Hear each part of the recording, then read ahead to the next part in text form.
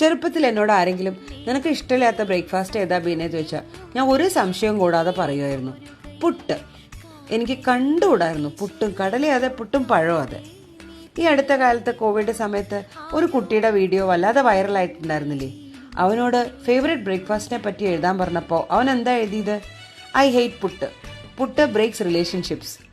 സത്യം പറഞ്ഞ വീഡിയോ കണ്ടപ്പോൾ ഞാൻ ആലോചിച്ചത് എന്താ അറിയോ, ഇത് ഞാൻ തന്നെയല്ലേ എന്ന്. ഞാൻ അമ്മയോട് എപ്പോഴും വഴക്കിടുമായിരുന്നു പുട്ടുണ്ടാക്കുമ്പോൾ. അമ്മ എന്തിനാ ഈ പുട്ടൊക്കെ ഉണ്ടാക്കണേ? ഒരു രസവും. അമ്മയ്ക്ക് ഇഷ്ടമായിട്ടല്ലേ അമ്മ ഉണ്ടാക്കണേ, അല്ലാണ്ട് ഞങ്ങൾക്ക് വേണ്ടിയല്ലല്ലോ. പാവ അമ്മ. പിന്നീട് കല്യാണം കഴിഞ്ഞ് കേരളം വിട്ടപ്പോഴാണ് കേട്ടോ സത്യം പറഞ്ഞാൽ ഇതൊക്കെ മിസ് ചെയ്തത്. എനിക്ക് ഉണ്ടാക്കാൻ അറിയാണ്ടേന്നല്ല, പക്ഷെ മൂപ്പർക്കും ഇഷ്ടമല്ല, പിള്ളേർക്കും ഇഷ്ടമുണ്ടായിരുന്നില്ല. മോനിത് ഉണ്ടാക്കിയ ദിവസം പറയും, അമ്മ ഒരു വടിയും കൂടി തന്നോളോ, തൊണ്ടേന്ന് ഇറങ്ങാൻ എന്തൊരു ഡ്രൈയാ. ഞാൻ പിന്നെ എനിക്ക് മാത്രമായിട്ട് ഉണ്ടാക്കണ്ടേ, അത് ഞാൻ ഉണ്ടാക്കലൊക്കെ നിർത്തി.